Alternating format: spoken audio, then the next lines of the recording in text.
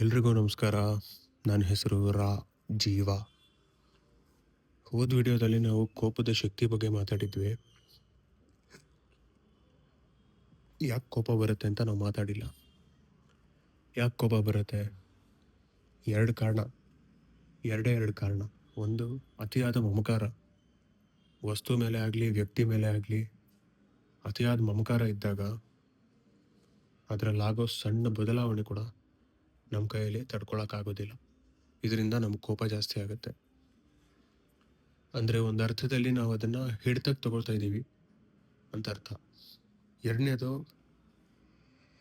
ನಾವು ಅಂದ್ಕೊಂಡಿದ್ದ ಕೆಲಸ ಆಗದೆ ಇದ್ದಾಗ, ನಾವು ಅಂದ್ಕೊಂಡಿರೋ ಥರ ಯಾವುದೋ ಒಂದು ಕೆಲಸ ನಡೀತಿಲ್ಲ ಅಂದಾಗ, ನಾವು ಅಂದ್ಕೊಂಡಿರೋ ಥರ ಒಬ್ಬ ವ್ಯಕ್ತಿ ಇಲ್ಲ ಅಂದಾಗ, ಇದು ಮೊದಲನೇ ಮಮಕಾರಕ್ಕೆ ಹೋಗುತ್ತೆ.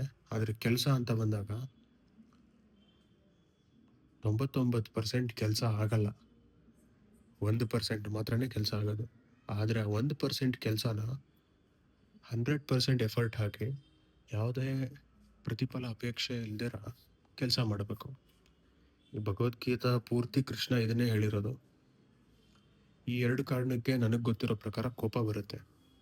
ಹೋದ ವಿಡಿಯೋದಲ್ಲಿ ನಾನು ಹೇಳಿದ್ದೆ, ಕೋಪನ ತಡೆದಿಟ್ಕೊಳ್ಳಿ. 1 ವಾರ ನಿಮ್ಮ ಕಣ್ಣಲ್ಲಿ ಕಾಣಿಸುತ್ತೆ, ನಿಮ್ಮ ಮಾಡೋ ಕೆಲಸದಲ್ಲಿ ಕಾಣಿಸುತ್ತೆ, ನಿಧಾನಕ್ಕೆ ಅದು ನಿಮ್ಮ ಶಕ್ತಿ ಆಗುತ್ತೆ ಅಂತ. ಹಾಗಿದ್ರೆ ಕೋಪ ತಡ್ಕೊಂಡೇ ಇರಬೇಕಾ? ಖಂಡಿತ ಇಲ್ಲ. ಕೋಪನ ನೀವು ಆಚೆ ಹಾಕಲೇಬೇಕು.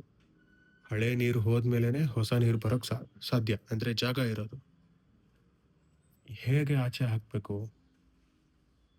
ಮುಂದಿನ ವಿಡಿಯೋದಲ್ಲಿ ನೋಡೋಣ. ನಮಸ್ಕಾರ. ಜೈ ಆಂಜನೇಯ.